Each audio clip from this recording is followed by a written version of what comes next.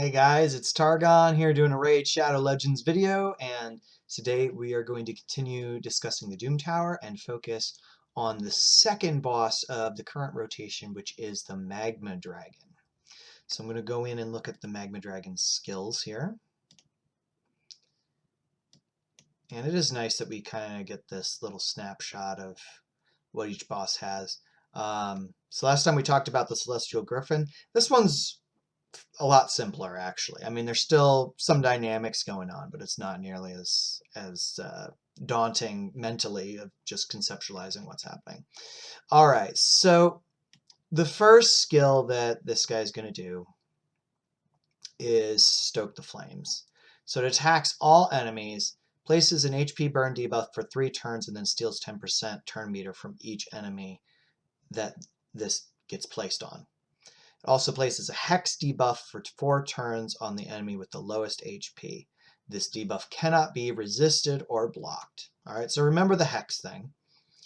Alright, so after it places the HP burn, it's going to do Overburn, which attacks all enemies and instantly activates any HP burns on each target. So if you're getting hit with all these HP burns, you're then going to get hit with this, and all those HP burns are going to activate. So, you know, each HP burn doesn't do a ton of damage to your team, but when you've got all of it activating at once, that can be pretty scary. Okay, so this is something to watch out for. Now, the A1 attacks one enemy and decreases the target's turn meter by 50%. And it will target enemies under Hex debuffs. Okay, so that one's not so scary. But you want to pay attention to who has the Hex, because that's the person who's going to get targeted. Unless you use Provoke. So this is one of the bosses that Provoke actually works on, and that can be a really viable strategy.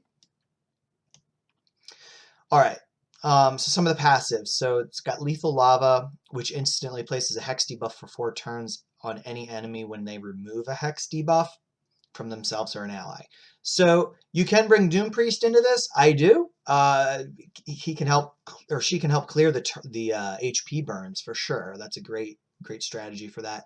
But if she's cleaning off the Hex is just going to go onto her, and then she gets targeted, which isn't necessarily the worst thing in the world. You just want to make sure that she's got good defense, good HP. Okay? And the rest of this is fairly standard for bosses. So not a whole lot going on compared to the Celestial Griffin. But the main thing is that big HP burn. So there's really 2 viable strategies for this. One is you just provoke the Magma Dragon so that the dragon keeps targeting that champion that's provoking her. The challenge with that is there's not very many champions that can consistently provoke all the time. You could bring multiple provoke champions in. One of the best champions for that, if you were so inclined, would be Versolf. And I'll just kind of go in and look at why. So just attacks one enemy, 50% chance of placing a provoke debuff, which is good, but also there's this passive that whenever he's hit, there's a 20% chance of placing a provoke debuff. So, you know, he hits the Magma Dragon attacks him, there's a 20% chance that the provoke just instantly gets placed right back on. All right, but it's still not going to be 100%. And so even if he can provoke the Magma Dragon, say 3 turns in a row, well, then I'm still going to have to deal with all the other stuff if the dragon doesn't get provoked. Another champion that you could use would be Visix. Now, hers is on a 4-turn, 3-turn if booked cooldown. So you could potentially run her along with another champion that can provoke, and maybe between the 2 of them alternating. That would be enough to keep the dragon provoked throughout the whole fight. The other option is sort of similar to the Celestial Griffin, is you bring in a champion like Sepulchre Sentinel or another champion that has block debuffs, okay? I actually really like Sepulchre Sentinel for this boss because this boss can do quite a bit of damage, so having increased defense by itself is really good, but when you add to it the block debuffs, And if you can time it so that the block debuffs goes off whenever the dragon's about to apply the HP burn, then you don't have to worry about that huge damage coming in from the HP burns getting activated at once. The other good thing with Sepulcher is she does decrease attack, 60% chance to land it. So if you're decreasing the boss's attack, you're not taking nearly as much damage. So I really like her for this. There are some other champions that you could maybe use that do increase defense, do block debuffs. If you happen to get this guy, Tatura, he does that as well with the block debuffs and increased defense. So this would be another champion if you had to use. Duchess is another one. You can find other champions. One champion that I'm going to use here is Lodric Falconheart because of the shield. So the cool thing with Lodric is he has a shield buff. It's not a huge shield, but it's on a 2-turn cooldown. So that means I have a chance to cycle through that before all the big hits. So that's going to really help protect my team. Doom Priest, again, is a great option, especially if, so for example, for this, I don't think Sepulcher is going to be able to keep up with blocking the HP burn every single time. I would have to probably build a little bit more speed on her for that. And so I'll use Doom Priest to kind of help limit the HP burns. And then, of course, we're going to use our trusty Stag Knight. I don't think the boss is susceptible to the decreased speed, but the decreased attack and decreased defense is going to be really helpful. Even if we're using Sepulcher, it's nice to kind of have multiples. So that way, in case Sepulcher misses the decreased attack, Stag Knight can kind of come in and make sure that it's on there. So this will be the team that we're using. And let's go ahead and I'll show you the run. So take Versolf out. And I did do a full auto run on this, but I'm going to slow it down just so you can kind of see the mechanics in case you have to manual through it. You can try autoing this boss. I think if you've got a core team like this, especially with the shields help out so much. And so I've got Lodric really fast, so he's able to keep the shields up a long time. And he also can cleanse from one ally, which is really nice. The thing you have to be careful of is he does have a single target ally protect. Now with the team I have and these waves, it's a little tricky because Stag Knight is weak affinity for these waves.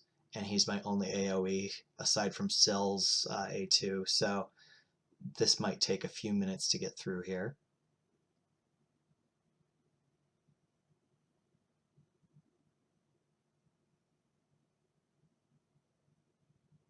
Now Scyl is going to be weak affinity to the boss, but having that extra heal is worth it. She doesn't really bring a ton more to the boss fight, but the ability to revive and the ability to do the passive heal between her and Doom Priest really helps to keep my team at full health. And she also is good at clearing out these waves. So, and one of the tricky things with the way they kind of set this up is you'll have a bunch of minions in the waves that are sort of an opposite affinity to the boss. So if you're trying to bring in a bunch of spirit champions for the force affinity boss, you're going up against all these magic champions. So makes it, you got to think through your team a little bit more if you struggle to get through these waves. But honestly, these guys don't do a whole lot. They're just putting HP burns out, and I've got Doom Priest who's just cleansing it all off.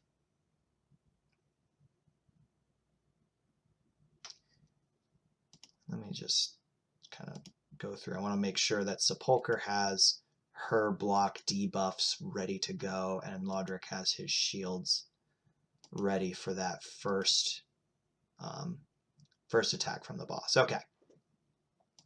So this is going to be the first attack that the Magma Dragon uses. So I really want to have my block debuffs on so I can negate the HP burn. Now the Hex is still going to land, okay? You can still, you'll still get the Hex landing, and then it's going to target the Hex champion. I'm going to put my shields up to help mitigate some of the damage. There we go. I'll just throw it on auto right now. So there you see, no HP burn. I'll probably let you see it next time.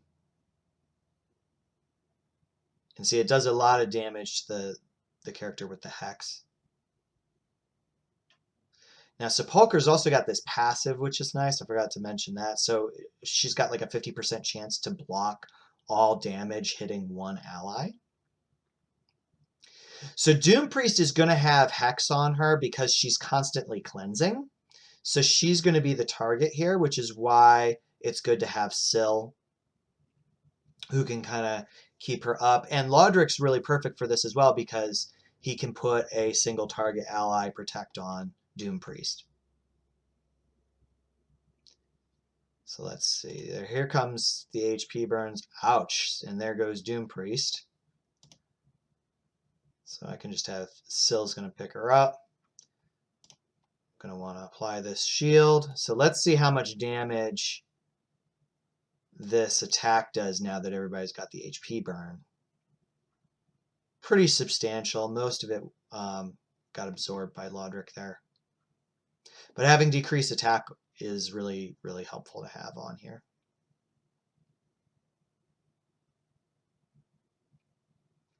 So if you're using a provoke strategy, part of the cool thing is you're going to minimize the AoEs. Even if you can't keep it on permanently, you see there's a fairly significant amount of damage coming through. My team is built pretty tanky, so I'm able to handle this no problem. But you know, if your team's a little bit squishier, you might want to consider bringing a provoke in just to minimize how often you're getting hit with the AoEs, especially if you have a champion that can really take a hit. So like I said, Versolf is great. I'll show you a few other champions that you can use. I'm going to just finish this up. So again, this is kind of, this level is fairly easy peasy for this team. Later levels, I'll probably have to be a little bit more careful. But so I'm going to show you the builds. So here we'll start with Scyl.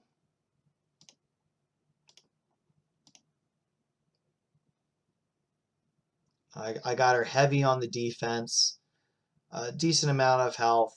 Probably, ideally you want a little bit more health, but if you have a lot of defense, you can get by with that. I built her with speed and accuracy. And this is sort of my all-around build. I don't go back and rebuild champions for this level of Doom Tower. You know, if I'm really struggling with one of the later levels, I'll go through and do it. But I mean, this is just sort of a generic build that you can use that's really good in all content. But these are the stats you want to look at. So Doom Priest has a lot less defense, but a lot more HP. So if you're having trouble getting all the defense, maybe go a little bit more HP. You kind of want to balance those out. And you saw she was getting taken maybe close to halfway, maybe even a little bit past halfway occasionally. So just be aware if you're not too much over 2,000 defense, if that character is getting hit with the Hex, they are going to be vulnerable. So you want to make sure that that you build them pretty good. And again, if you have Doom Priest is constantly going to have the Hex on because the boss automatically applies Hex if you cleanse the Hex. So, so we've got Doom Priest, Stag Knight,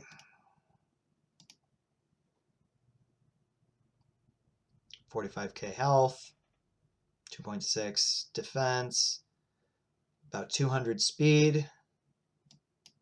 Got everybody kind of in that 200 speed range, except Sepulchre's a little bit slower. She's one champion that I have not used a ton, actually, and I need to kind of rebuild her.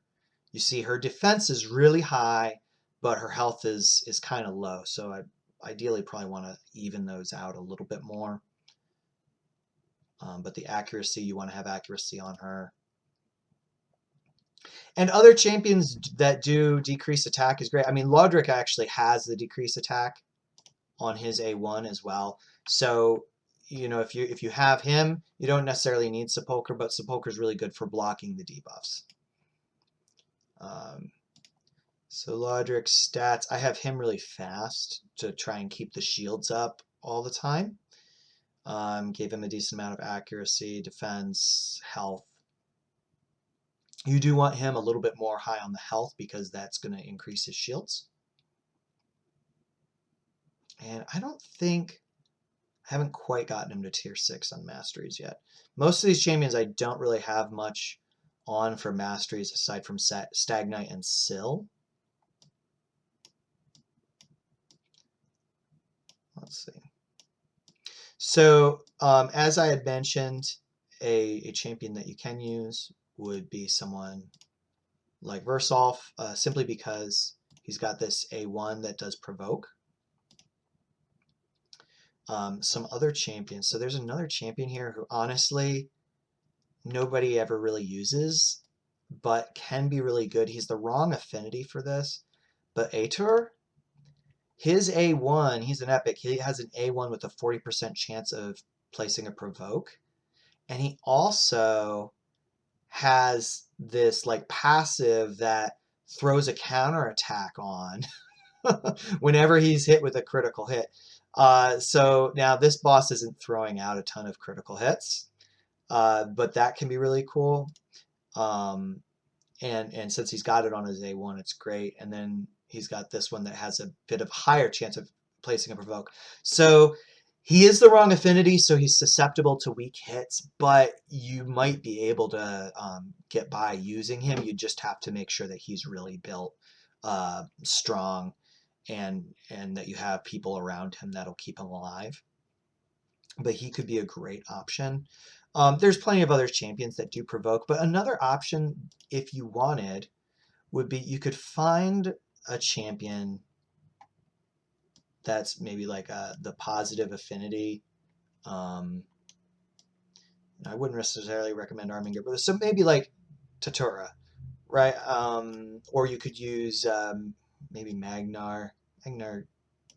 You want like an HP based or a defense based champion, and then just put a or you could use even Duchess, but I'll use Magnar as an example. You could throw a provoke set on. And again, a provoke set is not going to be, where is it? It's not going to be 100%. But it's got a 30% chance of placing a provoke. It's not great. But again, if your goal is to just minimize how often you're getting hit with the AoEs, 30% of the time you take away an AoE and get a single target, it's worth it. Okay? So, you know, I'm not going to go through and show you the provoke. Basically, the concept is instead of throwing out the AoE, just attacks a single target. You can imagine that. It's very, very helpful, especially at later levels. Later levels, I'll use Versolf to kind of try and keep that provoke on as much as possible. And if you can combine that along with a block debuffs, that's really going to help you a lot. And again, you can use you could also use Doom Priest to kind of help cleanse. And the good thing with this boss is he's not changing speeds, so you could potentially time it so Doom Priest is cleansing that, like maybe time so Doom Priest goes right after the boss so that any debuffs that get placed get removed.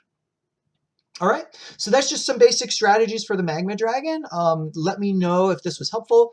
If there's any other questions that you have, feel free to comment. And I hope you enjoyed the video. Please like and subscribe to my channel, and I will catch you next time.